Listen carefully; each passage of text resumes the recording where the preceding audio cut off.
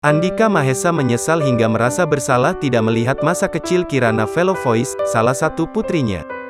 Vokalis kangen band itu bahkan menangis mengingat masa lalunya yang tidak melihat tumbuh kembang putrinya itu.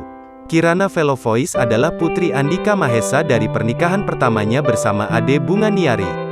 Andhika Mahesa dan Ade Bunganiari menikah pada tahun 2007, dan bercerai medio 2010. Saat ini Kirana Velovoice sudah beranjak remaja. "Gue minta maaf, bukannya ninggalin Kirana Velovoice," kata Andhika Mahesa dikutip dari kanal YouTube ini Talkshow Net TV, Sabtu, tanggal 16 April tahun 2022. Ketika putrinya itu masih kecil, Andhika Mahesa mengaku kehilangan komunikasi dengan Ade Bunganiari, mantan istrinya. "Gue nggak tahu keberadaannya di mana. Komunikasi gue sama Bunga waktu itu juga nggak kayak sekarang yang jadi teman," kata Andhika Mahesa.